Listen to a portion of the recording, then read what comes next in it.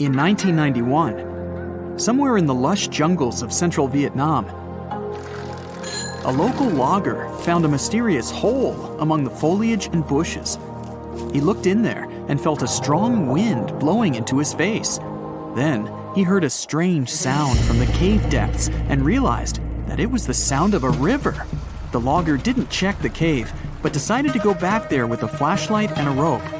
When he returned, he couldn't find the cave anywhere. He spent a few years searching for it. Finally, in the 2000s, the logger managed to locate it again. In 2009, he brought scientists to this place. They found out the cave, called Sundong, is the largest in the world. There's so much space here that you'll hear a long echo if you shout. Sundong's main passage reaches 660 feet in height in some places, which is more than half as tall as the Empire State Building. The area of the cave is so huge that an entire New York City block with 40-story skyscrapers would fit in there. There's a deep underground labyrinth under the jungles of Vietnam, hiding 3 of the largest caves in the world, and Sundong is number 1 on this list. The vast space inside is filled with various plants, unique microclimates, and different landscapes. There's a real jungle growing underground. It became possible thanks to the collapsed ceiling in some places. It lets sunlight penetrate there from above.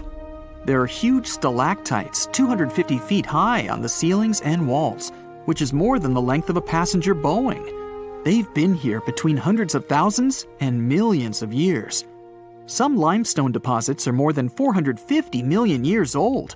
It means they've existed since the time long before the dinosaurs. Besides the jungle, there are also many rivers in the cave. They were formed because of rainwater coming down from holes in the ceiling. These rivers are smooth and fast, like slides in a water park. But riding them isn't the best idea, since they can carry you into one of those long labyrinths that the cave is full of. And we still don't know where they're going. You may find yourself in another unknown part of the cave. This is what happened in 2018. 3 divers accidentally discovered new areas in Sundong. The cave turned out to be much bigger than everyone thought. They dove into one of the cave's lakes and reached a depth of 256 feet. At the bottom, they found a separate tunnel.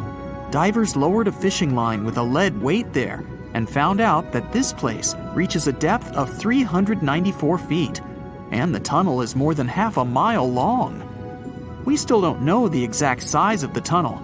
Sundong also connects to another huge cave. There are lots of things you can see in Sundong besides underground labyrinths and rivers. You can find spacious rooms with lakes, and you can walk for hours along dark mountain corridors. This place is strikingly beautiful, but dangerous at the same time. And the coolest thing is that you can take a walk here. Since 2013, Sundong Cave has been open to tourists. It's not just an easy walk to take some selfies though. The expedition to the cave lasts for several days. For the first day and a half, you'll explore the 3rd largest cave in the world. And only after that, you'll reach Sundong. The path will take you through rivers, dense jungles, mountains, and rocks. You can meet many exotic birds, monkeys, and other animals. And according to many people, the way to the cave is even more impressive than the cave itself. When you reach your destination, you'll spend the next few days exploring Sundong. Together with other tourists, professional guides, and porters, you'll be sleeping in tents in different places in the cave every day. You'll see some stunning landscapes and, get ready for this, 400-million-year-old majestic fossils. There are also dark rooms with lakes that are good for swimming. Such adventurous expeditions become more popular every year. People who visited the cave call it the most amazing place they've ever seen. Another amazing cave is located in Indonesia, on the island of Flores. It's quite small, but holds amazing things inside. In 2003, a group of scientists discovered ancient artifacts here, including fossils of primitive tools, such as sharpened stones. Scientists realized that hundreds of thousands of years ago, this place was home to our distant ancestors. Then they found a very unusual female skeleton. That woman was only 3.5 feet tall. This is the height of the waistline of an average adult person. That woman had no problems with her spine or with the development of her bones, though. This and other skeletons found in the cave belong to some unknown human ancestors. Scientists called this species Homo floresiensis, or simply, hobbit. The woman's weight was about 35 to 79 pounds. Analysis of the skull and bones showed she was about 30 years old. Hobbits probably lived on Earth between 190,000 and 50,000 years ago. There's a chance they met the ancestors of modern humans. The next cave is in Turkey. Imagine that you live in an old house and decide to make some repairs. You throw all the old stuff out of the rooms. The last place to sort out is your basement. You've hardly ever visited it and have no idea what's hidden there.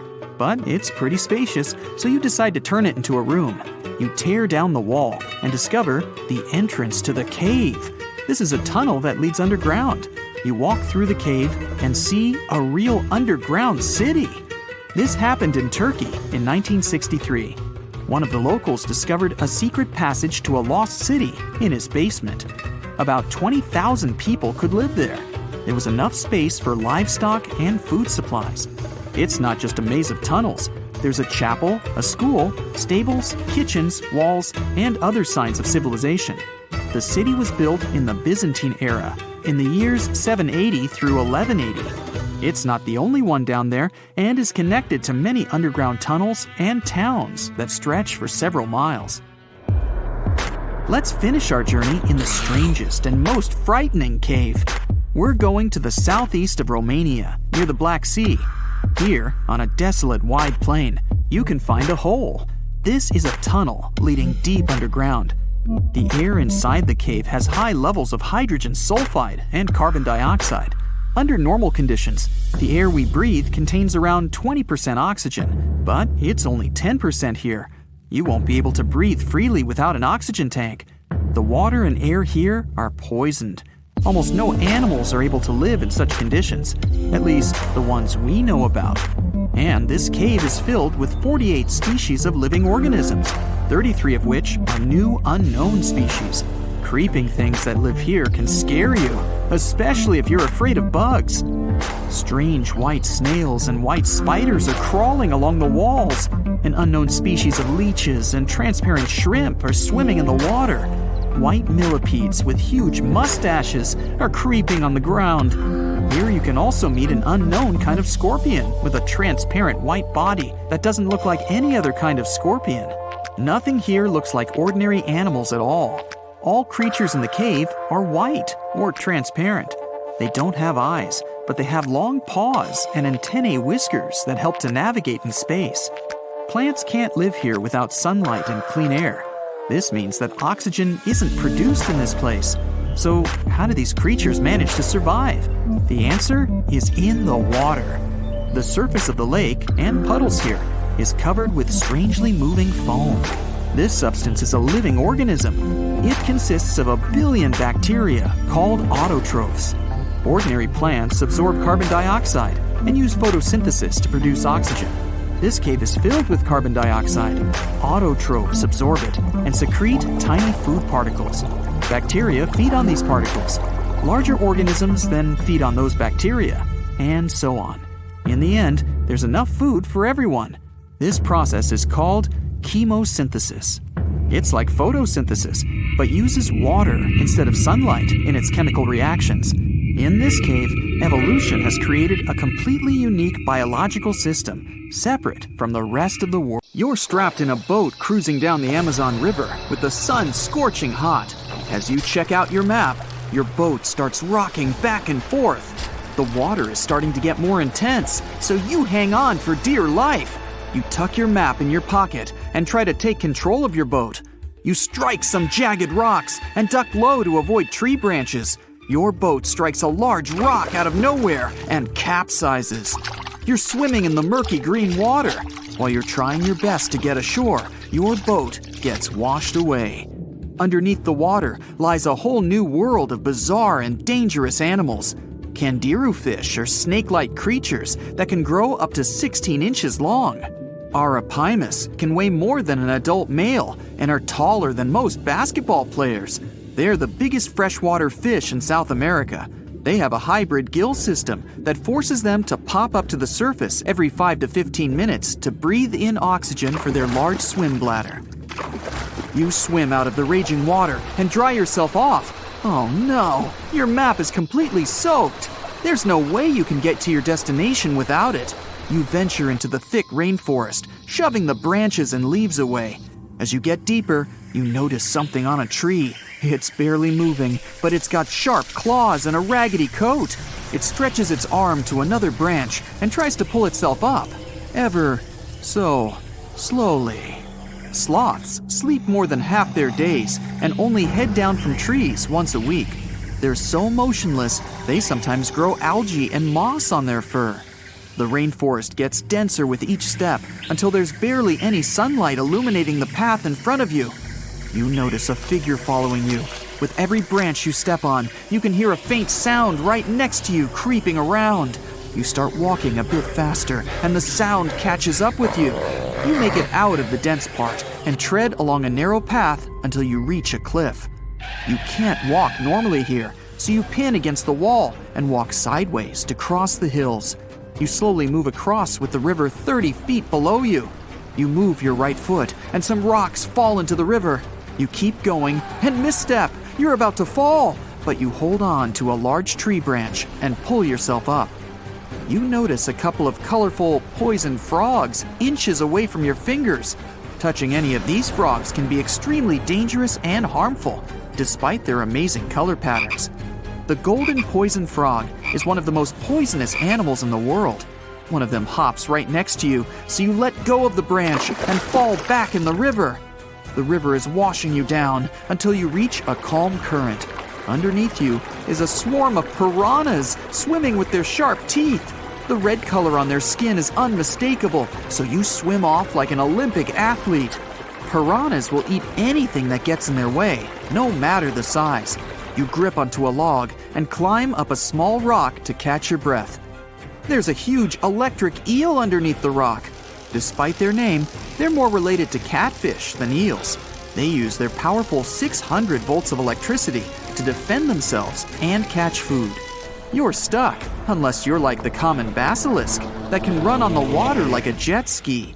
These incredible lizards have special webbing on their toes and can run the distance of a basketball court. You hop on a bunch of rocks until you reach the land. You continue walking along the riverbank until you come across a moving rock.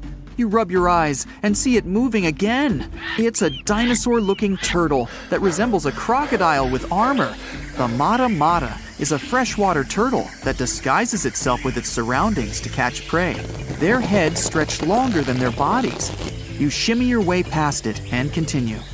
You head back into the rainforest and find a spot to rest. Wait, there are giant ants everywhere. They're the biggest ants in the world and can produce one of the most painful stings out there, even comparable to a wasp's sting. You immediately get up and find another place to rest. As you continue walking along, you notice the same feeling of something following you. You can hear some leaves rustling, but it's getting dark and there's no way of telling. You find a nice little spot to build a campfire and catch some Z's. But in the Amazon, everything is a threat. Except for those cute capybaras wandering around. They live in groups next to water sources. They're also the biggest rodents in the world. You don't need to worry about them if you're stuck in the middle of the Amazon rainforest. Suddenly, you feel something slithering up next to you. You look down and see a massive green anaconda just about to constrict you. They are the heaviest snakes in the world and can grow up to 20 feet long and have a huge appetite. You get up and sprint your way out of there. All right, you found a decent cave to crash in. It's daytime again, and you're still alive. You continue walking along the rainforest. You were able to find some breakfast to boost your energy for the rest of the day. You spot something on a tree that looks like a branch, but it's actually a potu, a master of disguise that can spend days motionless on broken tree branches. These bizarre birds use those branches as their permanent home, where they lay their eggs and chill all day. You continue your way through the rainforest and see a Brazilian wandering spider crawling on a tree branch right in front of you. 8 of these species can be found in the Amazon area. They are some of the most aggressive and venomous spiders out there. So, you make a big detour and walk away from it. You feel someone walking next to you again, but you still can't figure out what it is. You see a steep cliff with a waterfall hitting a large lake ahead of you. Looks peaceful, until you see a team of black Caimans gathering around the shore. They're the biggest predators in the whole Amazon ecosystem and feed on anything that moves. It's a good thing you're on high ground, otherwise, whoa! You slip and fall down the river, right on the deep end. So far, no Caimans spotted you. You swim underwater and try to get to the opposite end of where the reptiles are. As you climb out and dry yourself off, you notice some large black spots on you. You try pulling them off, but they've latched on pretty hard. The Amazon giant leech finds its target by tracking movement and shadow. Once they attach themselves to the skin, it's extremely difficult to extract them. The best way to do so is to slide your finger next to its mouth and pull it off slowly. Ugh. You manage to get them off your body and see that the Caimans are swimming towards you. You're pinned to the wall with the lake of hungry reptiles approaching. Suddenly, a pink dolphin jumps out of the water and splashes all over them. They can grow larger than humans and are the celebrities of the Amazon. Scientists think they get their color from the blood capillaries on their skin. The Amazon even has bull sharks swimming around. These carnivorous giant fish are threatening to humans and can swim in both saltwater and freshwater. These sharks prey on anything within their reach, including other sharks. The dolphin distracted the Caimans, so you climb up the cliff and try to find the best way to escape. Opened jaws waiting for you to fall into the pit are right below you. You're lucky enough to escape to the top, but as your arms pull you up, the first thing that you see is a jaguar looking straight at you. It's the creature that's been following you this whole time. You get up while it starts circling you, timing its strike. You know that you can't take on a jaguar, nor can you outrun it, so you grab a large tree branch from the ground to defend yourself. It jumps at you, but you duck down in time. The jaguar lands in the water far away from the Caiman crocs. It's a good thing these large kitties are excellent swimmers. You pick yourself up and continue. And to your surprise, you find your boat again. You fix it up and sail your way out of the Amazon. Whew! Now, of course you know that the Amazon River is famous for its piranhas, bull sharks, and other creatures you don't want to meet. But there are even more dangerous rivers in the world. The deepest of them, the Congo, goes so far down in some sections that even light can't reach there. It's the only major river that crosses the equator twice and carries enough water to fill more than 13 Olympic-sized swimming pools into the Atlantic Ocean every second. Wow! Even the most experienced boaters have trouble passing through all of the river's strong currents, rapids in its upper part, and waterfalls and gorges in the lower section. The Congo currents are so fast and powerful that they even divide animals like mountains and oceans do. There are new species of fish evolving separately on the two banks as they can't reach the other side and breed with each other. One of the most dangerous types of fish living here is the Goliath tigerfish. These monsters, that grow up to 5 feet and travel at the speed of 25 miles per hour, are relatives of piranhas. Their mouths are full of vicious, razor-sharp teeth. Their females lay hundreds of thousands of eggs, and the offspring are predators from birth. You have a good reason to fear the Goliath tigerfish, as they're the only freshwater fish in Africa that have attacked crocodiles and even humans. Okay, not swimming there. There are dense jungles and more hungry wildlife, including snakes and some aggressive hippos, all along the river. Still, it's used as a water highway in Central Africa, so barges traveling on it for weeks are often crowded with up to 2,000 people and capsize every now and then. And if you believe the local folklore, there's one more thing to be afraid of: the one who stops the flow of the rivers, a dinosaur-like beast that is said to live in the Congo River basin. There have been over 100 sightings over the last century, but no one can provide solid evidence the beast is real. At the turn of the 21st century, there was a series of terrible, mysterious stories on the Kali River in Asia. Something described as a mud-colored water pig would drag swimmers underwater in front of terrified eyewitnesses. British biologist Jeremy Wade stepped up to crack the case. He noticed that all the scary incidents were happening in one specific spot, stretching about 4 miles. Villagers told him this creature was growing big and bad from all the food it got. Wade examined the water with a depth sounder and thought it could have been a whirlpool. Then the monster dragged a domestic water buffalo into the water. The buffaloes are big and heavy, so the creature that attacked it would have to be super strong. Saltwater crocodiles don't go so far inland, and the most common local species of crocodiles don't live in cold waters. There were no bull sharks in the area either. Finally, Wade spotted several goonch catfish underwater. Some of them were human-sized. They couldn't capture these monsters with a regular fishing rod, but a special ceremonial construction did the job. The largest fish was 6 feet 7 inches long and 3 times the weight of an average gaunch. It was large enough to take down a human or a large animal, but Wade mentioned there could be even bigger ones living in the Kali River. The Orinoco River in South America is dangerous to navigate because of some crazy curves and strong underwater currents. It's easy to get lost here, even if you have your GPS on. There are sudden waterfalls all along, and you must be prepared to handle those to survive. The river is the only home to a rare Orinoco crocodile and has some pretty scary-looking vampire fish swimming around. This piranha fish has sharp, spiky daggers that line their gums and 2 elongated fangs that rise from their lower jaws. Could probably use an orthodontist and some braces, you think? It's a ferocious hunter constantly looking for the next victim, which is going to be a medium or large-sized fish. If a human catches a piranha, it will defend itself, leaving cuts, nips, and bites, but there are no known cases of this cutie taking a human life. Well, that's good. The Yellow River in China received its name after its color, but it wasn't always this yellow. It was first formed at least 30 million years ago and shifted its course over 30 times over the centuries. Yellow sediments moving downstream from a plateau in the distance transformed it from clear to muddy. This fine-grained substance piled up at the bottom of the river and formed natural dams. The huge amounts of water that the river carries need to find their way to the sea, and that's when major floods happened, taking several million lives in various epochs. The locals tried to solve the problem by building higher and higher levees, but it only made things worse. Water coming out of the river would now have nowhere to back up, as the riverbed was higher than the surrounding land. This even shifted the river's mouth.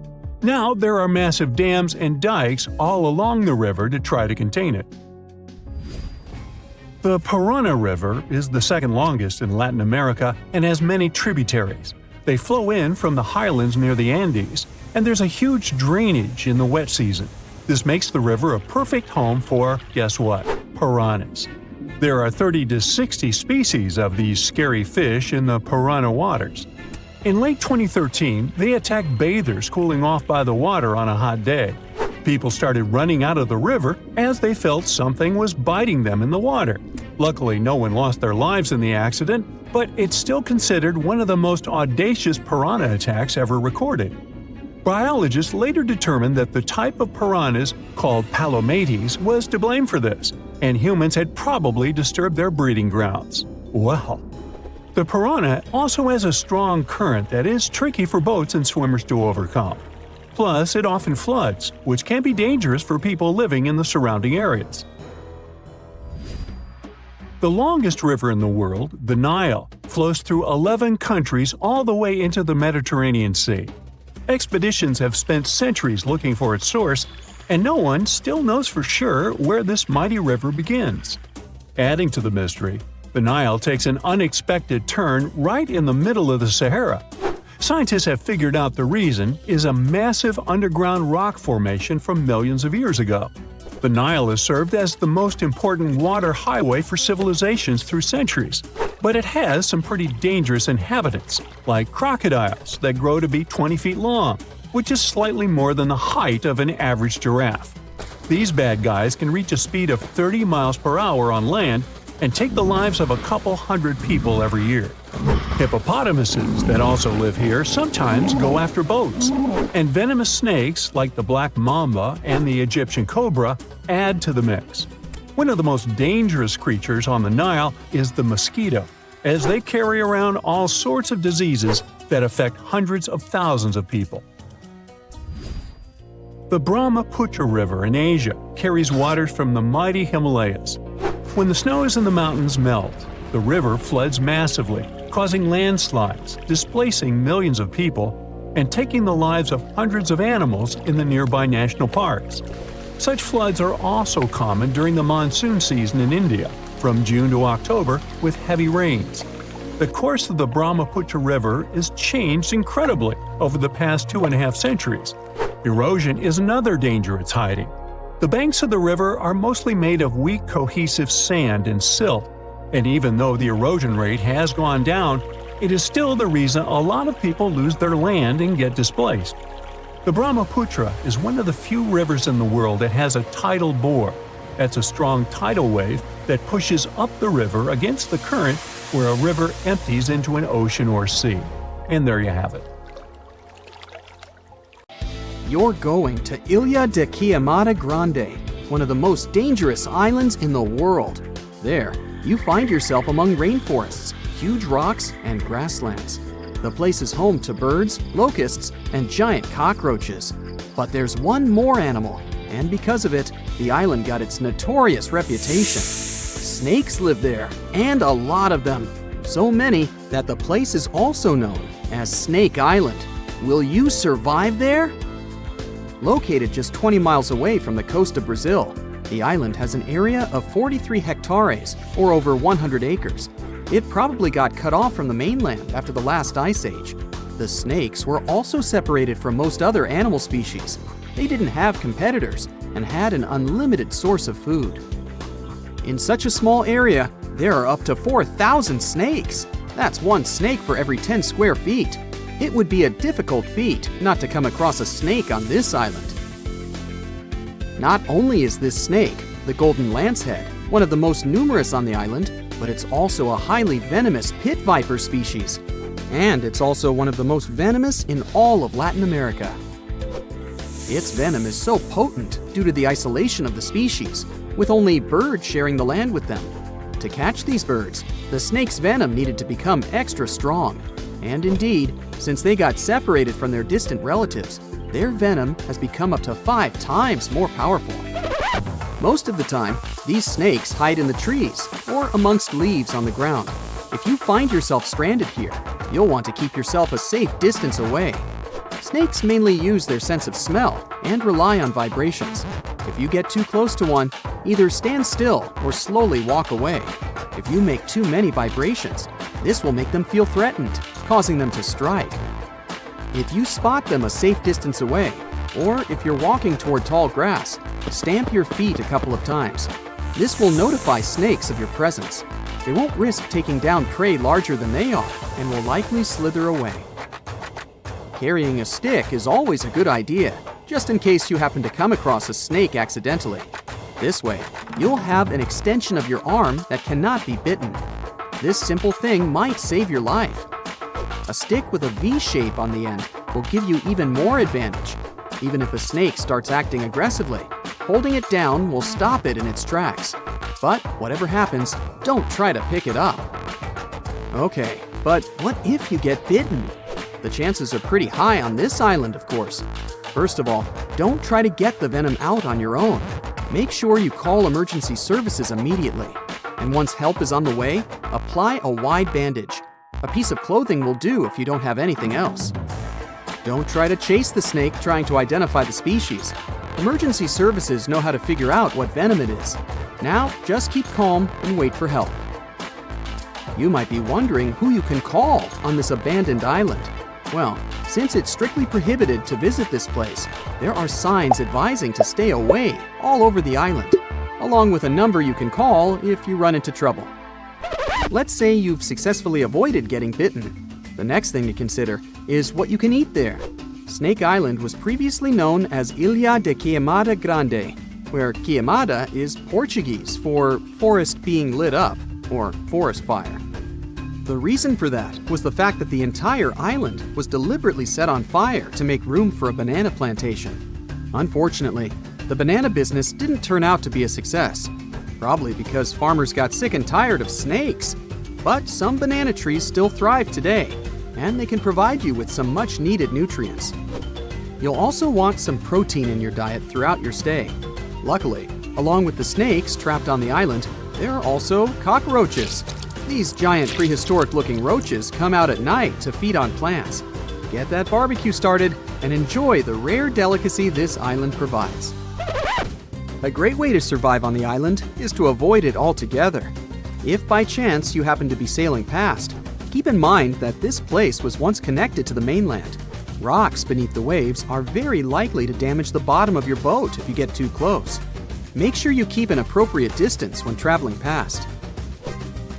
Sure, this island is intriguing, but please remember that no matter how close you get to it, you won't be able to see snakes from the boat. You can only see these creatures if you get close enough, which you really shouldn't do. And it's not only reptiles that make this location dangerous. Pirates visit the island quite often. Not the sea shanty singing peg-legged arr pirates, but bio-pirates who come there to capture the very thing that makes it so dangerous. They come there for snakes, to catch them and sell them illegally. Since the island got cut off around 11,000 years ago, the golden lancehead has evolved within its own unique habitat.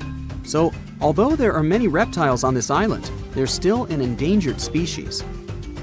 Due to their limited numbers, their value is very high, reaching up to $30,000 on illegal markets, which gives biopirates the motivation to catch them. I can think of better ways to make a living. Anyway, let's say you've got all the resources necessary to survive in one of the most dangerous places on Earth. Do you think you would manage this feat? Perhaps you think it's impossible. You'd be surprised at how possible it can be, if you know what you're doing. It turns out many have visited this scary place before. Research teams often come there. They study the golden lancehead snake, its environment, and its food sources for conservation purposes. But scientists always make sure there's a doctor on the team. There's also a lighthouse on Snake Island. It had been operated by people until the 1920s. Then it became automated. One guess why. Brazilian authorities visit the lighthouse once a year to make sure it's still functional. Locals on the mainland know the reputation of the island, so the stories of people going missing are minimal. But one group of fishers once got too close to the island. As they were sailing along their normal route, they accidentally neared the shore. Their boat hit a rock under the waves and began filling with water. As the boat was quickly sinking, the men had only two options: to try to survive in the rough sea or swim to the shores of Snake Island. It was a hard choice to make. After all, they had heard the stories, and it wasn't just about snakes. Rumor had it that the island was cursed. Regardless of the stories, the fishers chose to take their chances with Snake Island. After making it to the shore, they tried to be careful. Their knowledge of the island could help them survive. Most importantly, they knew to avoid the rainforest at all costs. As the men got hungry, they carefully walked along the edge of the forest, warily collecting bananas.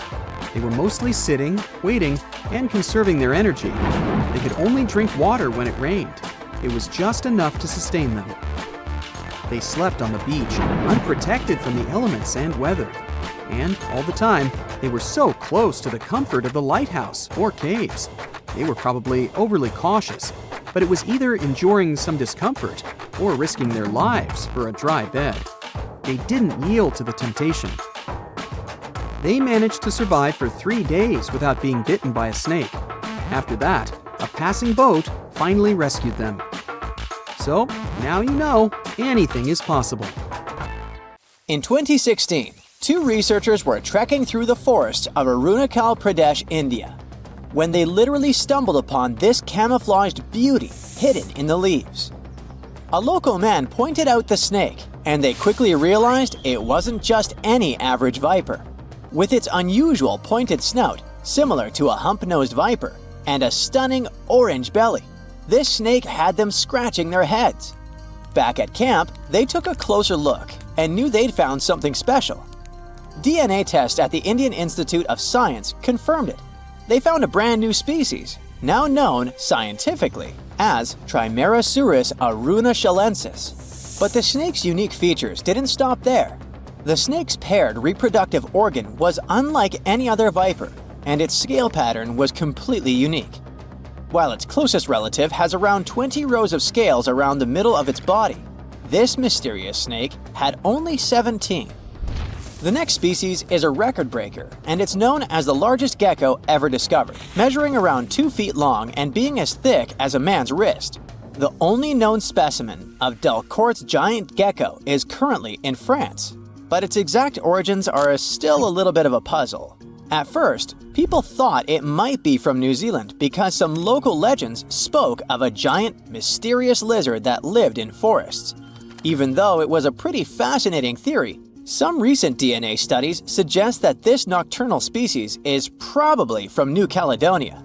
But as of now, no one can confirm it 100%.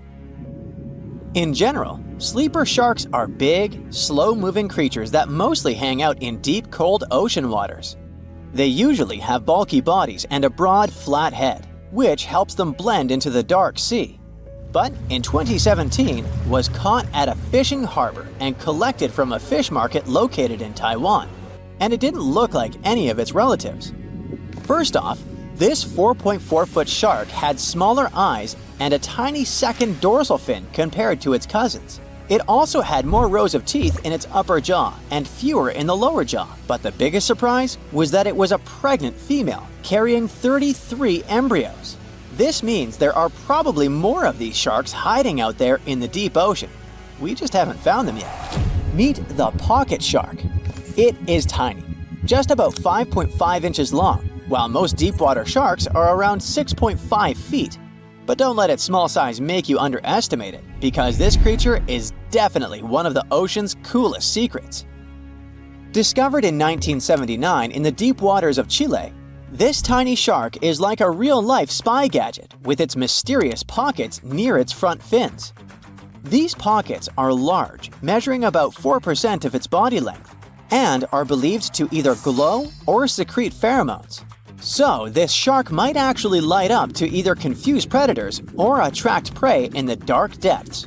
And when I say deep, I mean really deep.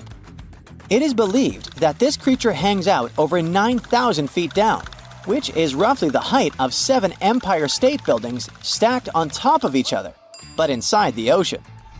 Besides its initial discovery in Chile, it was spotted again in 2010 in the Gulf of Mexico, but it hasn't shown up since. The pocket shark is not the only glowing animal we're talking about today. This inch-long cockroach, scientifically known as Luchihormetica lucae, was actually first collected back in 1939, but only got its moment in the spotlight decades later in 2012. What makes this little buddy so interesting is that it uses bioluminescence, meaning it has spots that light up in the dark. Unlike fireflies that mostly use their glow to find a mate, this cockroach uses its light to mimic a toxic click beetle and scare off predators. Unfortunately, the region in Ecuador where it was found was hit hard by a volcanic eruption, raising fears that this glowing marvel might be a one-of-a-kind discovery. Continuing with tiny creatures, meet Hippocampus minotaur, also known as the bull-neck seahorse. This little seahorse stands out with its wide neck, large head, and small body, which is why it's got the Minotaur nickname. The only known specimens were collected off the coast of Eden, Australia, and no one has ever seen it alive in its natural habitat. So that's why we don't know much about its day-to-day life. Some studies suggest it lives deep underwater, around 325 feet down, which is roughly the equivalent to the height of a 30-story building.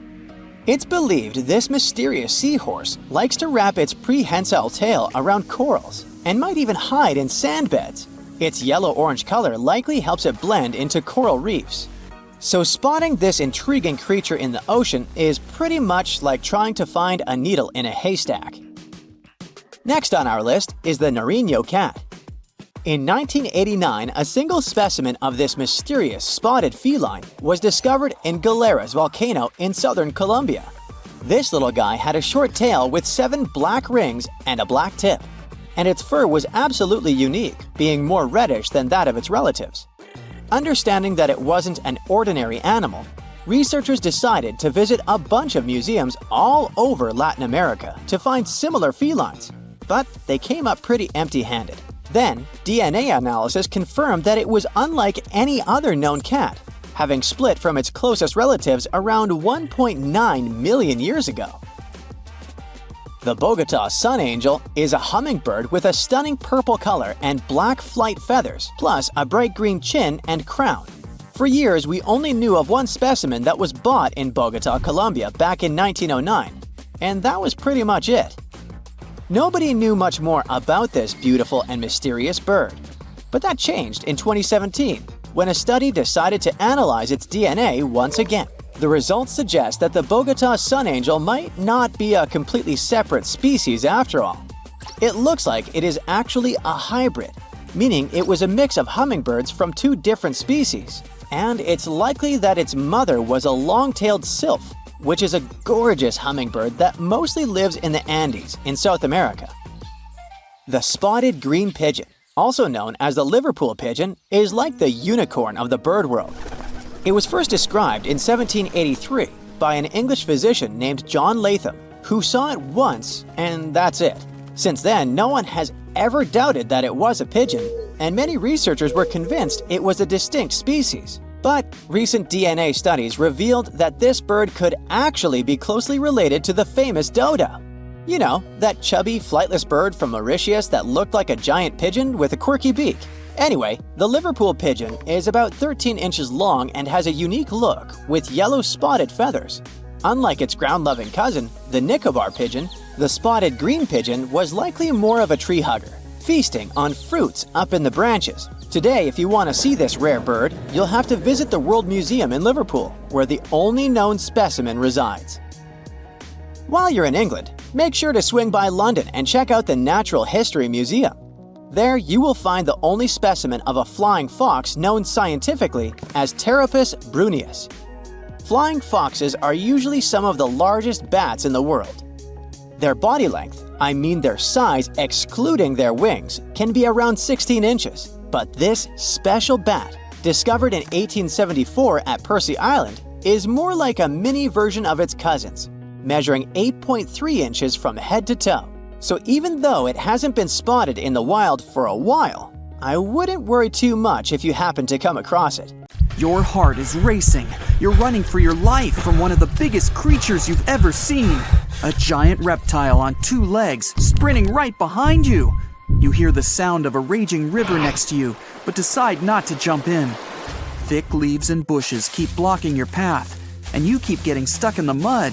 Everything around you is out to get you, and there's nowhere to hide. You spot a hollowed-out tree trunk and crawl inside. Whatever's out there is getting closer and closer. You hear deep guttural breathing and huge stomping. It's getting closer. You see a large tail from a crack in the tree trunk, swinging and knocking down bushes and small trees. Whatever it is, it's sniffing you out like those dogs at the airport. And right next to your face are giant bugs the size of a house cat. Perfect. You've always been scared to even look at crawly little things, but this one's so close and so big, you can actually see its facial features. It's looking at you like you're the alien. You want to scream, but can't. Then, out of the darkness, more bugs. They're curious things, flicking their antennas all over your body. Okay, this is too much. A bug is one thing, but now, a giant centipede thing is crawling your way. Its fangs are the size of your thumb. You dart out of the tree trunk and come face to face with a giant monster. It stops and stares at you, knowing you have no place to go. Claws and teeth the size of bowling pins. That's enough to keep you up at night. It's getting ready to charge right at you. Welcome to the most dangerous period and area in history for a human, the mid-Cretaceous Sahara. This place was thriving around 100 million years ago in what would now be North Africa. Back then, the continents were all arranged differently, and the weather was wild. Extreme storms were pretty common, and temperatures would rise and fall like a Mexican wave at a soccer stadium. Then, sea levels started to rise. Water flooded the Kem region, an area between modern-day Algeria and Morocco. Over the next millions of years, asteroids, volcanic eruptions, and other natural disasters wiped out everything else. Bye-bye, dinosaurs. Thanks for playing. You probably think of the Sahara as one of the most inhospitable places on Earth, but back when it had trees and rivers, it was even more dangerous. The famous River of Giants was a huge river system that stretched from modern-day Egypt all the way to Morocco. The land was flat and not much vegetation grew there, but it was enough for life to exist. Frightening, scary life. That creature you're staring at, it's a giant, scary-looking theropod, and it's out to get you. Imagine a T-Rex-like dinosaur that's more than 32 feet tall and has an epic jawline. Scary stuff. They were the top dogs in the food chain back then. And that's why this place and period in history was so unique. The entire area had an incredible imbalance between hungry dinos and poor little dino snacks. There wasn't enough food to go around. Scientists were never able to find much evidence of herbivores. That means it might have been a royal rumble of carnivorous creatures waiting to pounce on each other at any moment. So, after a while of having a stare-down contest with a giant theropod, a shadow creeps up on you from behind. You're too scared to turn around, but the growling is louder than anything you've ever heard. It shakes you to the core. You turn around and see a Spinosaurus, and that's about all you can see. You know how they always show the T-Rex as the king of the dinosaurs? Well, this one would be, what, the emperor? It stands about 50 feet tall and has a sail of scales on its back, the size of a regular human. Then add in a crocodile-style snout with razor-sharp teeth and some short, powerful legs. Its diet mainly consists of river fish, but it's looking at you like you're a delicious fish taco. The two alphas are now in a standoff, with you stuck in the middle. But before you close your eyes and get ready to be eaten, they begin fighting each other, knocking down trees. You tiptoe your way out of there and run. The further you go, the better, right? Wrong. Not here, because everywhere you go, there's going to be something dangerous. During this period, there was danger in the sky, in the water, and on land. There were small mammals scurrying around here and there, but they mostly stayed in the shadows to avoid danger. After 5 minutes of running as fast as humanly possible, you make it out of the forest and onto an open plain. Bad move. Now there's nowhere to hide. Suddenly, you hear another shriek. You look behind you. Nothing. It's just short grass everywhere. Then you tilt your head up to the sky and see what looks like a giant bird. Only these are technically flying crocodiles.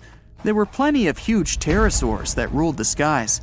Alanqua saharica was a flying reptile that may have eaten fish in the river.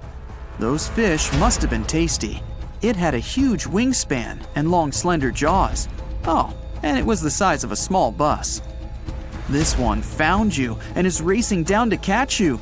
You run for your life, again. And this time, there's no place to hide.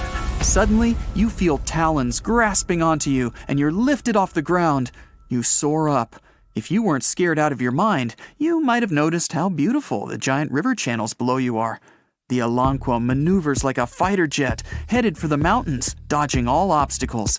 You see a large nest with some mini beasts in it. They're hungry and as large as you. Not a great combination. You try to break free, but it's impossible. The creature drops you in the middle of the nest and flies off. You try to cover yourself, but the little ones keep pecking away. It's only a matter of time before it's too late. You look down below you and see the river. You can't tell how deep it is, but it's got a really strong current. You're out of options. You dive into the raging river and get dragged along with the current. Safe for now-ish. Imagine it's 2021. You're walking along one of the hottest and driest places on Earth, the middle of the Sahara Desert, only to find fossils of oversized fish. They ranged from bite size to bus size. Even freshwater sharks lived there. These weren't your average little fishies. Judging by their teeth, Those guys meant business. You might even find a giant sea turtle swimming around. Okay, back to your wacky adventure. Luckily, you wash up on a safe sandy part of the river where you're able to relax. You drink some river water and try to find a safe place to make camp. Every noise you hear makes you jump. You sit down and try to enjoy the calmness of ancient Earth. Just when you feel you can finally catch your breath, you see a Spinosaurus walking along the river on the prowl. You run off and hide under a bush. It passes you by. You're safe. Or not. It turns, shakes the bushes, and sees you. Just then, a large boom scares it away. It's the sound of you jolting awake. You turn on the light and see your cat staring at you. Those dinosaurs seem so real, probably because of that documentary you were watching right before bed. The entire mid-Cretaceous ecosystem depended on rivers for daily life. Just like all ancient civilizations, rivers were essential for the creatures of the time. And very recently, scientists discovered a new species of snakes that went extinct back then, with no known descendants. To understand these ancient ecosystems, it's important to know a lot about fossils.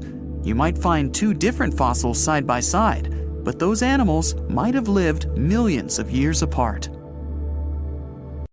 You decided to go scuba diving for the first time. The water is clear and the sun is shining on the seabed. You take a few selfies and the fish swimming by when suddenly, the ocean goes pitch black. You look up and, oh my, what is that gigantic animal? It's definitely not a shark, not a whale. Is it a turtle? Yup, but fear not, it's not gonna hurt you.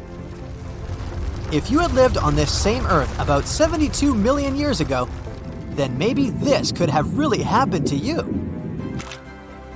Scientists have recently found the fossils of a gigantic marine turtle that could have grown as big as 12 feet. If you don't have any idea of how big that is, let's see some examples. That's the average length of a hippopotamus, 6 golden retrievers, or 2 Michael Jordans stacked on top of each other.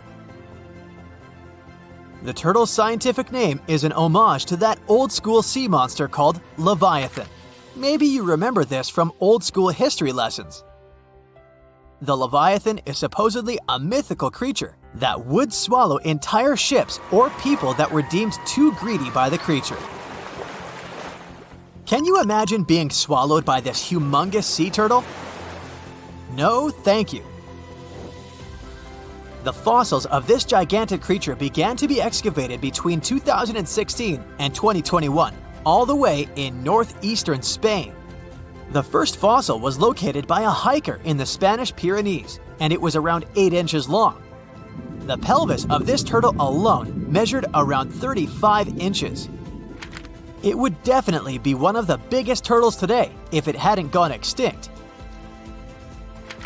FYI, the largest living sea turtles today can reach up to 6 feet in length, which is already pretty big. Now, how about a gigantic prehistoric scorpion? I bet most people here are not huge fans of these creatures, especially since they're poisonous, which is why the thought of a 9-foot-long aquatic scorpion might be the stuff of nightmares. Let's just say that if they hadn't gone extinct some 400 million years ago, lakes and rivers would be much more dangerous places for humans today.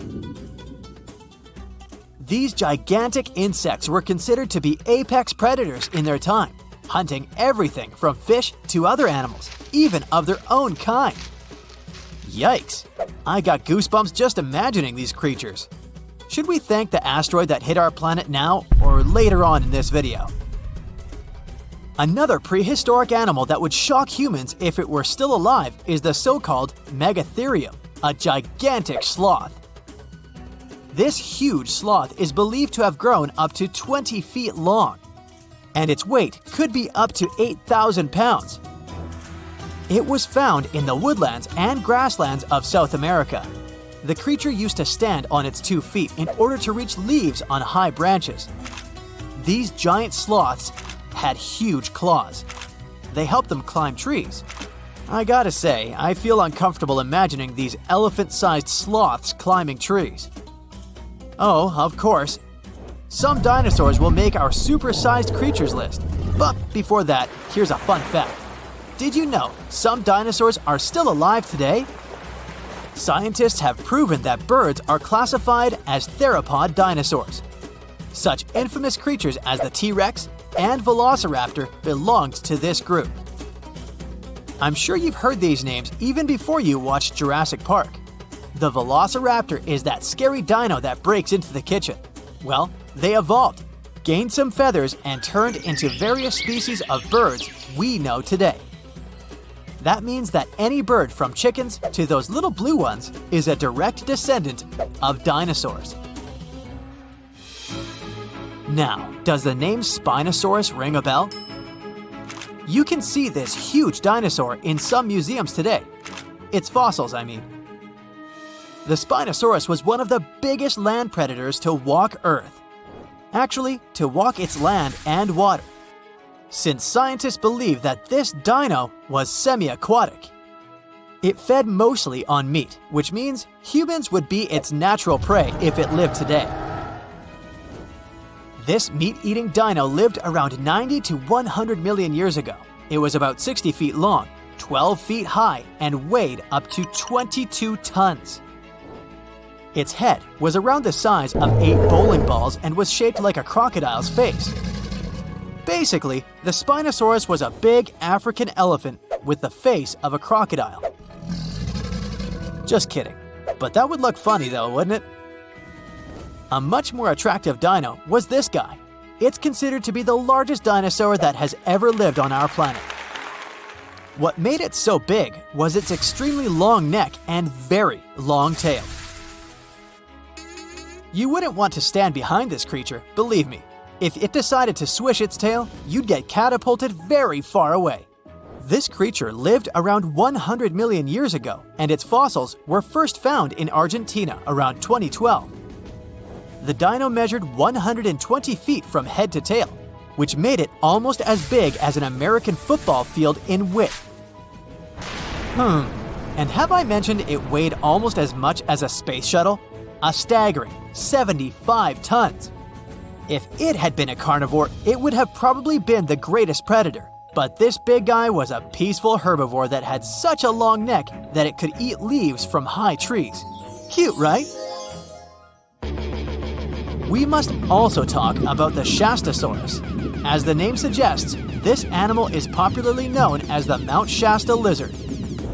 Even though it was a marine reptile and probably never set foot on the mountain itself, this dino was usually around 23 feet long, but there was a specific strand of this species that could get as big as 69 feet long, about the size of the great blue whale. This made it the biggest marine reptile to have ever lived. A fun fact about the Shastasaurus is that scientists believe it didn't even have teeth, which means it could only feed on soft-bodied prey, such as squid, for example. The next animal on our list is the blue whale. Believe it or not, the biggest living animal on Earth actually started small. These days, the average mature blue whale can reach up to 100 feet in length and weigh up to 200 tons.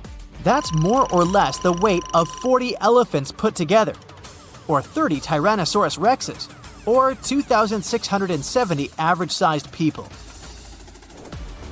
Blue whales have to eat up to 50 million calories per day to support that body. That's the equivalent of 30,000 Big Macs, just FYI. But blue whales weren't always this big. They actually evolved from a four-legged mammal that lived on Earth around 48 million years ago. Their ancestor was called Pakicetus, and it was only 6 feet long. Here's a fun fact. To be able to live in the water as one does today, the blue whale had to go through some intense adaptations. A blue whale can replace up to 80 to 90% of oxygen in its lungs each time it takes a breath. A human replaces only up to 15% for comparison. It allows these animals to dive for up to 1 hour at a time, down to a staggering depth of 330 feet. Elephants were bound to make the list.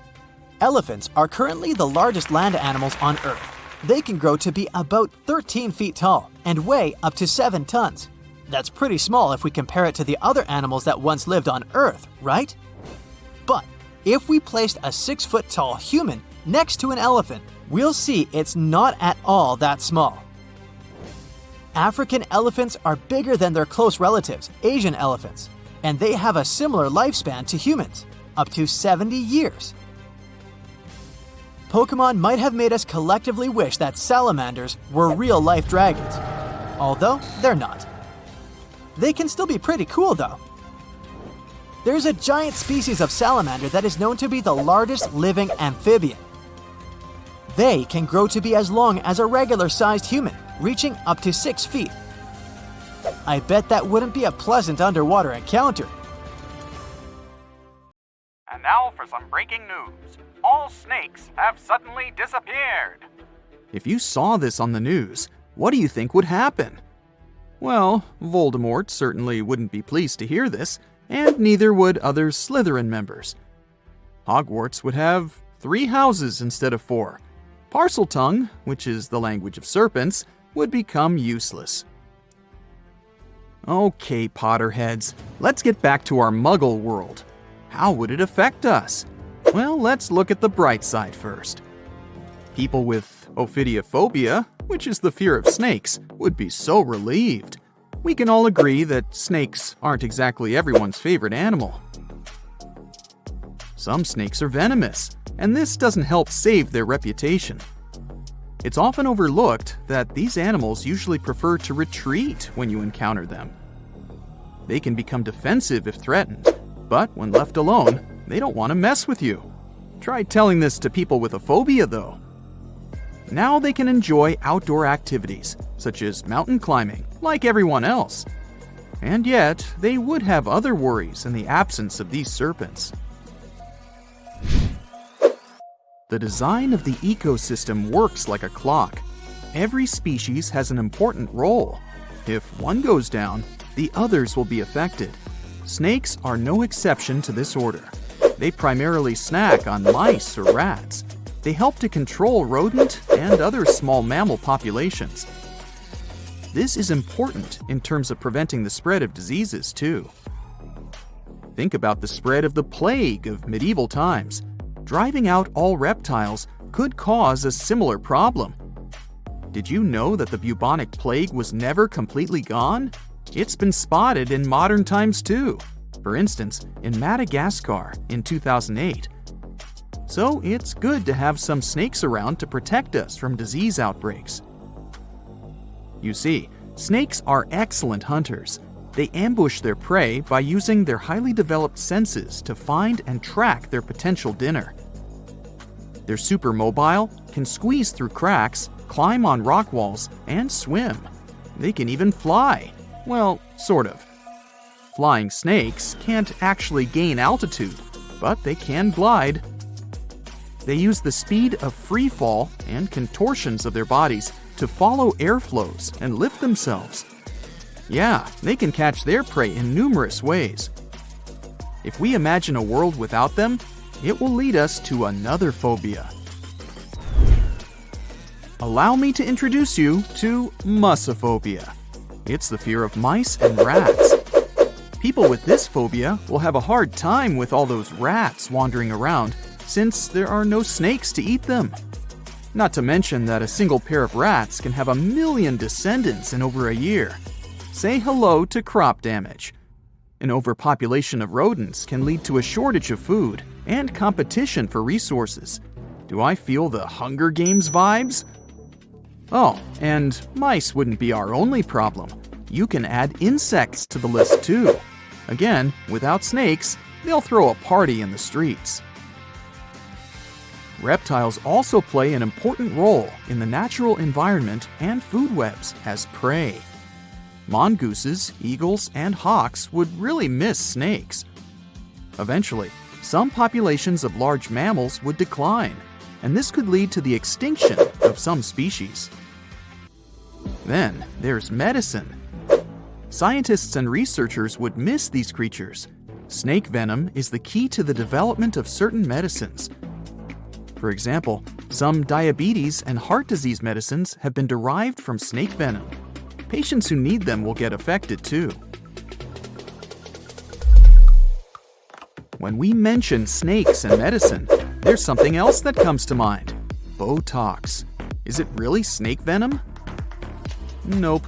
Snake venom used in skincare isn't obtained from the animal itself.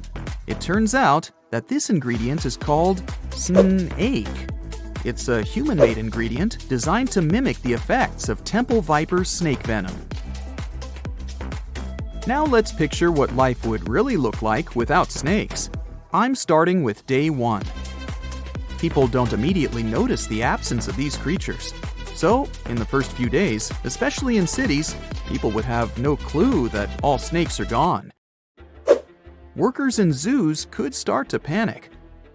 You would see some news about snakes missing from zoos. Then people in zoo administrations would go through CCTV footage. They would be shocked to see that snakes disappeared into thin air. After the spread of this news, authorities would probably open special departments to see if they have any snakes left in their country. Then it would turn into a worldwide issue. Some sort of a global alliance would be established to investigate what happened to these reptiles and what could be done about it. By the time authorities and people understood the severity of the situation, ecosystems would already start to change. People who live in urban environments may not be directly affected in the first few months. Then they would see more mice in their houses and in the streets. Around 500,000 mice live in the network of tunnels of the London Underground, for example. The number may vary, but many rodents live in large cities. These animals would become more visible. You'd open a kitchen cabinet and, oops, you'd see a mouse looking at you from behind a jar of peanut butter. New career opportunities would arise, since the demand to live in a mouse-free environment would skyrocket. Authorities might introduce new taxes to raise money to handle this new situation. After all, they would need to provide people with safe places to live. Of course, it would be not only urban places that would be affected by the absence of snakes. The countryside would have even more problems. Without snakes, the number of pests would increase. These animals would start destroying crops and habitats of other animals, and farmers would be in serious trouble. Authorities would need to support people living there and find ways to protect the environment, which would be their top priority. Researchers and scientists would have to take a huge responsibility. Maybe they'd create artificial snakes that could be nutritious like real snakes, so that animals like eagles would hunt them and continue to live. What artificial snakes would look like is a mystery. I can't imagine them. I'll just leave it to you. If we flashed forward to 5 years from the first day of the world without snakes, we would face an entirely different world. Maybe we would have a special day for it, the 5th anniversary of the world without snakes. The changes would be obvious, but by that time, people would have probably got used to living in that different world. Some restaurants would have already made changes to their menus. Goodbye to snake soup. Then there would be new museums dedicated to snakes. You'd be able to read about the story of their evolution and see their fossils. Maybe you'd stop by the museum souvenir shop to buy a snake-shaped pen for your friend. Lastly, we would still be looking for alternatives to snake venom in the field of medicine. I mean, it's a relief for people who show allergic reactions to snake bites, but these animals are crucial for some studies and medicines. So, researchers would still be busy trying to find alternatives that could replace snake venom. If we went 200 years ahead in time, we would see a world where people have fully accepted that snakes are gone for good. So much so that younger people would only know that there was an animal named a snake that once lived on this planet. They would get to know this animal from history books and videos. Coloring books would have a cat or a dog, but not a snake. Mythical creatures like Medusa and Shamaran would become even more mystical and interesting. Oh, and we wouldn't compare a sneaky person to a snake anymore. There would be a new definition for them. We've survived the Ice Age, meteorites, and many other challenges, so we'll probably figure something out. Fingers crossed that this scenario never gets real, though. Do you have any other version of how events could unfold in a snakeless world? Now, if Earth's history were a movie, we humans would only take up the last second of the end credits. Our planet has been around for about 4.6 billion years, but our human story began about 300,000 years ago in Africa. Now, our ancestors had some wild adventures in nature. They could have run into creatures so big they'd make today's elephants look like puppies. The woolly mammoth is a pretty famous animal, sure. His cousin, though, the Columbian mammoth, not so much. This giant used to roam places from Canada all the way down to Mexico. Unlike the furrier woolly mammoths, which hung out in colder places, these animals had shorter hair, resembling huge elephants. They also had incredibly large tusks, like 12 feet worth of spiraling, sturdy tusks. And they weren't just for show, they came in handy when facing predators. That includes our ancestors. If you think about sloths these days, you're picturing these adorably slow creatures. They couldn't possibly be in your list of most dangerous animals. Well, their grandparents might have. For starters, we call them ground sloths, and they vary a lot in size. Some were as big as rhinos, and others, like the Megatherium, were as colossal as elephants. Imagine seeing a 20-foot-long sloth which doesn't mind chewing on some meat every now and then, at least in theory. Ever heard of Bigfoot? Well, our next animal kind of looks like him, but is a distant cousin to orangutans. Meet Gigantopithecus, the largest primate to ever call our planet its home. Standing tall at 10 feet and weighing more than 600 pounds, these animals were amazing to look at in real life. Unlike Bigfoot, they weren't constantly hiding. In fact, it's believed they were peaceful and gentle creatures. Sadly, they faded away about 100,000 years ago, mainly because their food sources slowly became unavailable. Those lush, fruity forests they called home eventually turned into dry grasslands. Next on our list is the cave hyena. Weighing a chunky 250 pounds and standing 3 feet tall, these beasts were as long as a grown-up lying down. What's even more interesting about these creatures is that they loved hanging out in groups. A pack could be as big as 30 of these animals, which meant they could easily take on even the biggest, heaviest mastodons. Our ancient families would have needed to stay alert around these hungry specimens. Sadly, for these hyenas about 20,000 years ago, their numbers started going down. Soon enough, they completely disappeared from the planet. Quick pop quiz. What's called a tiger but isn't really one? It's the saber-tooth tiger. I mean, sure, they belong to the feline family, but they aren't technically tigers. First appearing around 42 million years ago, in July, I think, many of their kind were gone before we even showed up. However, early Americans might have bumped into a couple of specimens from this group. If that really happened, it would have been quite the encounter.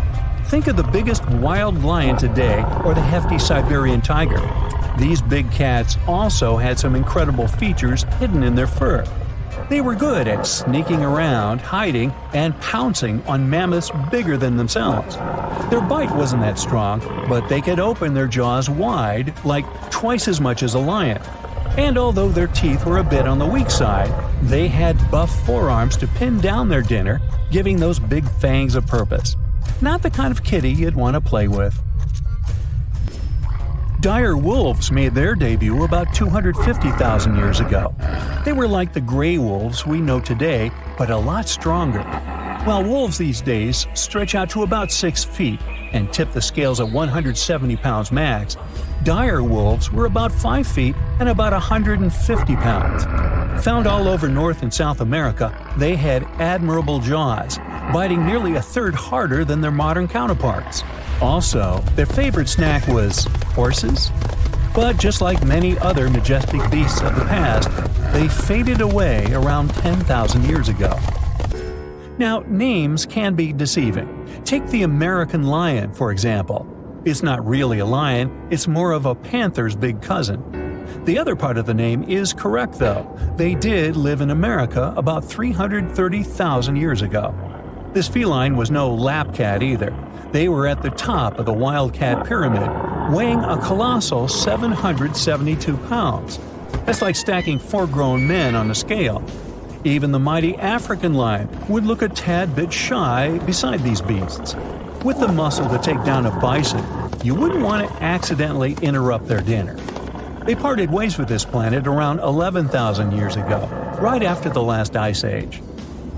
Now, down in Australia, about 50,000 years ago, I wasn't around then, there lurked a relative of the Komodo dragon, the Megalania. Experts love to have debates on how big it was. Some say it stretched out to 23 feet. Others think it was just about 11 feet long. Either way, they were basically mega-sized Komodo dragons with a dangerous bite. If you think bears are already big and fluffy now, let's introduce the short-faced bear. While this big creature stood on its hind legs, it towered at 14 feet. With long limbs, they could outrun today's bears, hitting speeds up to 40 miles per hour. These ultra bears sadly disappeared around 11,600 years ago. Now imagine a crocodile. Okay, imagine that same crocodile, only supersized, with sporty legs, doing its thing in Australia about 1.6 million years ago. Well, say hello to the quincana. These crocs were extremely large, reaching 23 feet. And no, they weren't lazy river loungers. These creatures really love spending time on land. They evolved to have strong legs for their chases and razor-sharp teeth designed for slicing, not gripping. When did we stop sharing beaches with them? About 40,000 years ago. The name elephant bird might not sound familiar, but try to picture a bird that stood tall, as high as a basketball hoop at 10 feet, and weighed as much as a small car, 1,500 pounds. Their eggs were equally huge, like 150 chicken eggs bundled up into one. Now, as amazing as these birds sound, there's a lot we still don't know about them. They're hard to study, as most extinct animals are. Still, some recent studies have given us some clues. Scientists have been examining ancient molecules from their fossilized eggshells. It's an awesome piece of evidence, since these birdies' shells were thick, preserving precious DNA inside. Plus, there are tons of these eggshell fragments sprinkled all over Madagascar's beaches. Because of these findings, we now know these birds were herbivores and loved eating leaves and seeds. We also know the tiny kiwi bird is its closest living relative. Now, dodos were these amazing birds we also used to share the planet with. They're like distant cousins to Asian pigeons. To give you some perspective, imagine a chunky bird weighing about 50 pounds. Similar to chickens, turkeys, and ostriches, dodos were also the types of birds that couldn't fly. Their wings were small, and they had the muscle strength of, well, a wet noodle. Now, you might have heard the word dodo used as a name for creatures that aren't that bright. Don't get confused, though, by this name. These birds were in fact intelligent. Scientists were able to figure that out by studying their fossils. It turns out that they were good at smelling stuff, unlike most birds that are all about the visuals. These creatures aren't around for us to study anymore, but that might change. One evolutionary biologist is on a mission to fully understand these amazing ancient birds. On that note, she revealed that the dodo's DNA has been completely sequenced. There are even talks about potentially bringing dodos back to life. They would make a nice addition to the lovely beaches of Mauritius, the place they used to call home many, many years ago. Around 128 million years ago, give or take, snakes popped up out of nowhere and started thriving on Earth, eventually branching out into around 4,000 species we have today.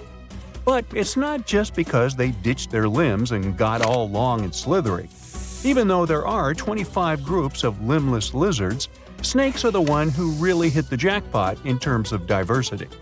To figure out what makes snakes so successful, scientists looked at over 60,000 snake and lizard specimens from museums all over the world. According to them, snakes have been evolving faster than lizards in key ways, which gives them the upper hand when it comes to exploring new opportunities. So if you think this is creepy, hey, I'm right there with you. But let's push forward. One major factor of their success is their feeding habits. With their flexible skulls and keen sense of smell, snakes can eat animals way bigger than their heads and track down prey like champs. When dinosaurs got wiped out around 66 million years ago, snakes were ready to adapt to the changing world and fill those empty spots. Now, we're not sure why snakes evolved so quickly, but it's clear that there's something special in the grand scheme of evolution. Just like the sudden explosion of flowering plants, these macroevolutionary singularities have shaped life on our planet in unexpected ways. Now, snakes can be found almost everywhere on Earth, showing off a wide range of traits and habitats. They can be found in deserts, rainforests, grasslands, and even deep oceans. All snakes are predators, munching on different prey, including insects, small vertebrates, other snakes, and sometimes even larger mammals or humans. Ow! However, you won't see any snakes in Ireland. Why? Well, one of the most famous legends about St. Patrick involves him driving these reptiles out of Ireland. Still, experts think snakes never lived in Ireland to begin with, so it's more of a symbolic story than anything else. There are a few more places in the world where snakes don't exist, like Iceland, Greenland, New Zealand, and Antarctica. New Zealand's lack of snakes is especially intriguing, considering its proximity to snake-heavy Australia. The reason for this seems to be the country's ever-changing climate, which makes it difficult for snakes to thrive. Now, even though New Zealand is snake-free, sea snakes occasionally make an appearance in its waters. The yellow-bellied sea snake and the yellow-lipped sea krait are known to visit the island every now and then. So when it comes to what country has the most snakes, Brazil takes the prize. With over 375 species calling it home, Brazil has a mix of harmless and dangerous snakes. The country's vast rainforests provide a perfect habitat for these reptiles, including famous constrictors like the anaconda, the boa constrictor, and the emerald tree boa. Brazil is also home to venomous snakes, such as the fer-de-lance and coral snakes. However, if you fear going to a Rio carnival just because you're terrified of Brazilian snakes, I've got some news for you. Out of 4,000 snake species in the world, only around 600 are venomous, and only about 200 of them can cause harm to humans. So, fatal snake bites are less common than people might think. Chances you stumble upon a bad snake are like 5%. Now, it's hard to say exactly how many individual snakes there are out there, as they tend to, keep to themselves. However, scientists can make estimates about the number of specific species. For example, they believe that there could be as many as 1 million common garter snakes in the wild. Cute little guys. Unlike the super widespread common garter, the St. Lucia racer is one of the rarest snakes in the world. It had quite a roller coaster of a story. Thought to be extinct, then found again, then lost, and finally rediscovered in 2012. The survivors are spending time together on a teeny island called Maria Major, after being wiped out on the mainland by mongooses and other invasive critters that like to snack on these harmless snakes.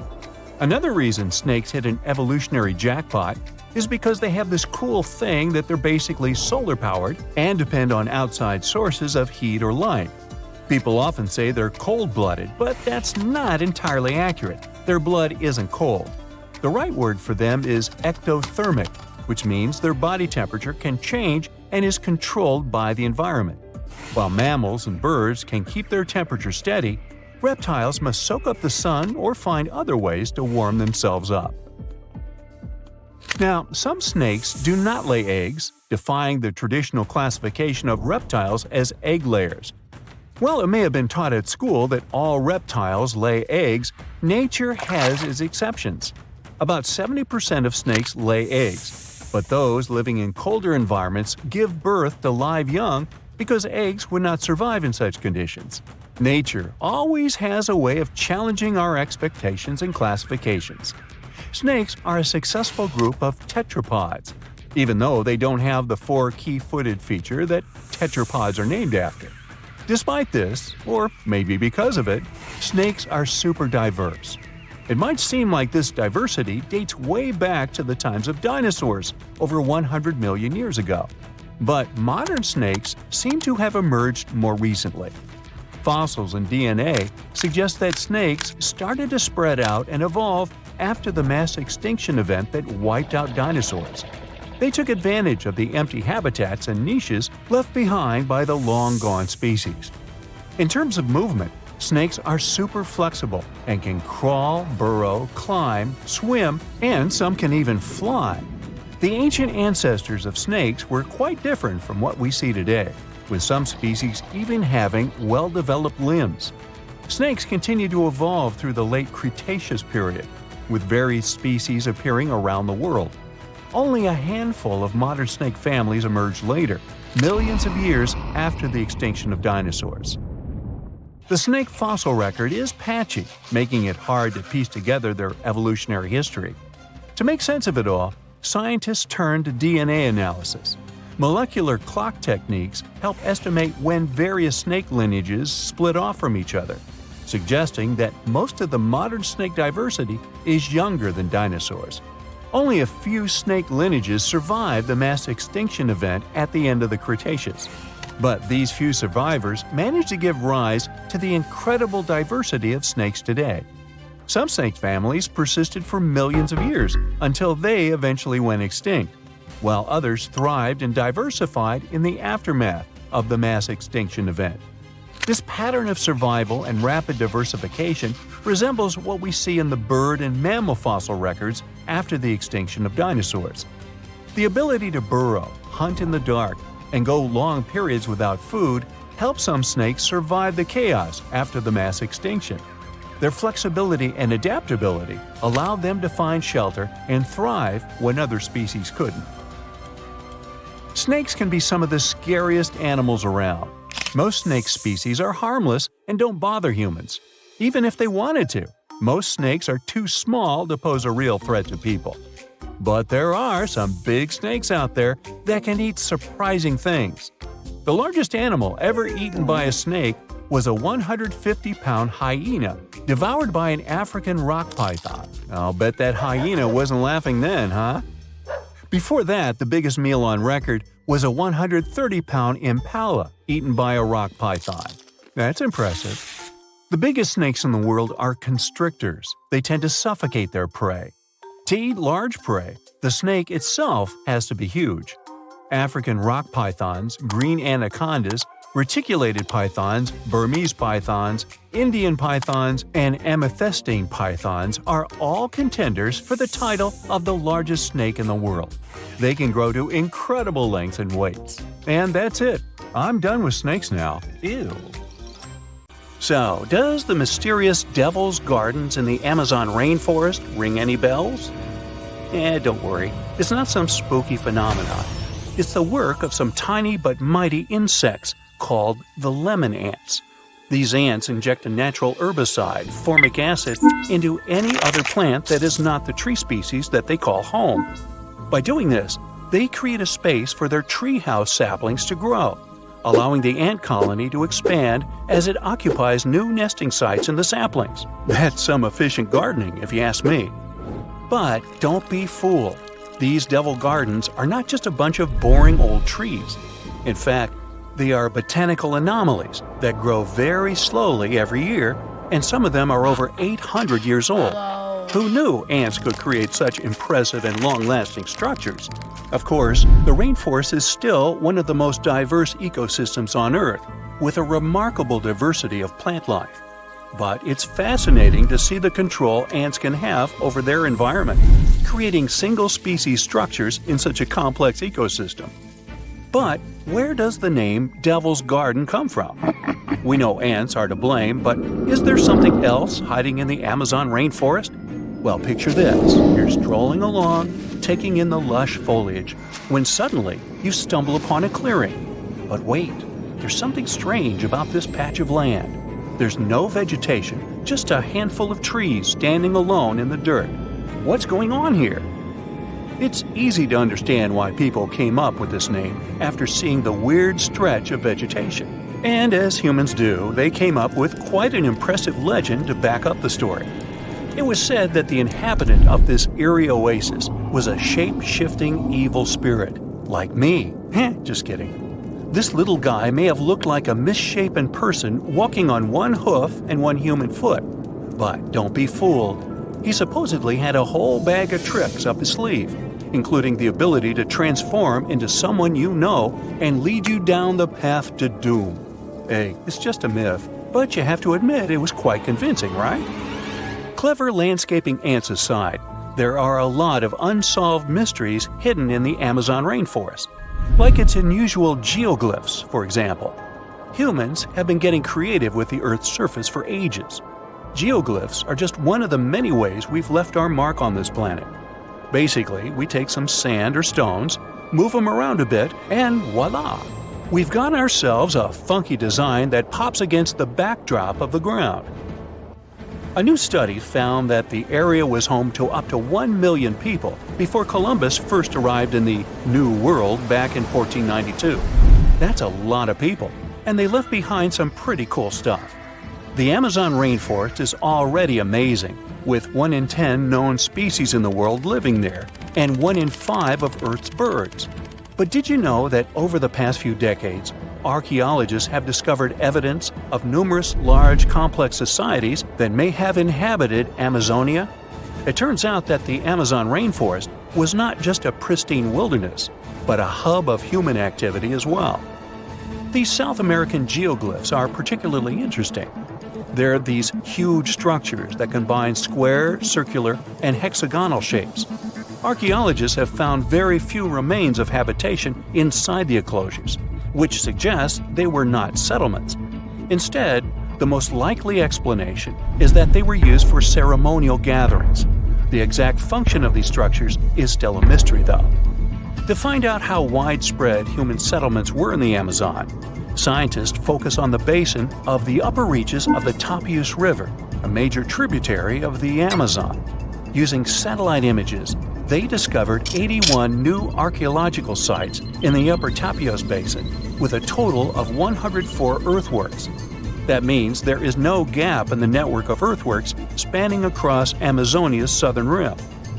When researchers conducted ground surveys of 24 of these sites, they found evidence that the sites they visited were once inhabited. These sites dated from 1250 to 1500 CE and range from about 100 to 1300 feet wide. The largest were typically hexagonal fortified settlements, suggesting a certain degree of planning and uniformity in their construction. Based on the size and distributions of the earthworks, the researchers suggested that similar settlements may have extended over about 154,000 square miles of the southern rim of the Amazon, supporting a population of between 500,000 and 1 million people in late pre-Columbian times. Of course, the new study doesn't mean the Amazon rainforest was ever a teeming megalopolis. It's still mostly uncharted, so we have no idea how pre-Columbian populations were distributed across Amazonia. But it's exciting to learn about these ancient societies and the cool things they left behind. The scientists plan to do more excavations in the upper Tapias Basin to refine their understanding of the cultural developments there. Who knows what they'll find next? Maybe a lost city full of treasure and adventure. Also hidden in the vast habitat of the Amazon is this next quirky creature. Ever heard of the Amazon pink river dolphins? Unfortunately, there is still so much we don't know about them. First things first, though, let's talk about what they look like. So picture this, a small, light-colored dolphin with a pink nose and lips. They're the Barbie of dolphins. Aside from that, they look like regular dolphins with plump bodies, bulbous foreheads, skinny snouts, chubby cheeks, and small eyes. They can be found in countries like Bolivia, Brazil, Colombia, and Peru.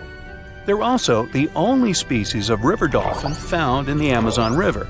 Unfortunately, these little guys are officially critically endangered species, so there are not many specimens available that scientists can study. No other name is more famous when it comes to exploring the Amazon rainforest than that of Percy Fawcett. He dedicated his life to exploring the area in search of a lost city. And not just any city, but an ancient, mysterious city that he called Z.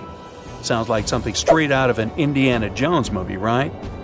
Percy was born in England in 1867 and had quite a career before he started exploring. But he didn't let his profession hold him back from following his dreams of exploring South America. In fact, he made 7 expeditions to the Amazon between 1906 and 1924, each time getting closer to uncovering the secrets of Z.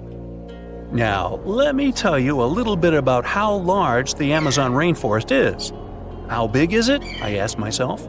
It's so big that you could fit the whole of the UK and Ireland into it a whopping 17 times. That's a lot of trees and animals to navigate through. But Percy was up for the challenge. Despite his best efforts, Percy never found the lost city of Z, and sadly, he disappeared during his final expedition in 1925. But his legacy lived on through the years, inspiring many to become archaeologists and explorers themselves. In fact, a book called The Lost City of Z was written about Percy's adventures and was even made into a movie. It's not all hidden mysteries and wild nature out there. There are around 1 million indigenous folks living their best lives in the Amazon rainforest. That's right, they hunt, fish, farm, and even have access to Western medicine and education. But here's the kicker. Not all of these folks are keen on socializing with outsiders, and can you blame them? For years, loggers, miners, and ranchers have been, shall we say, behaving badly toward these communities. It's no wonder that some tribes have chosen to stay isolated and protect themselves from the dangers of the outside world. In fact, in 2018, Brazilian authorities were able to snap a photo of a man dubbed the Indigenous Man in the Hole. He's the last remaining member of his tribe. But don't feel too bad for him. He's doing just fine on his own and has made it pretty clear that he's not interested in outside visitors. The authorities still leave him some seeds and tools though, so it's not all bad news.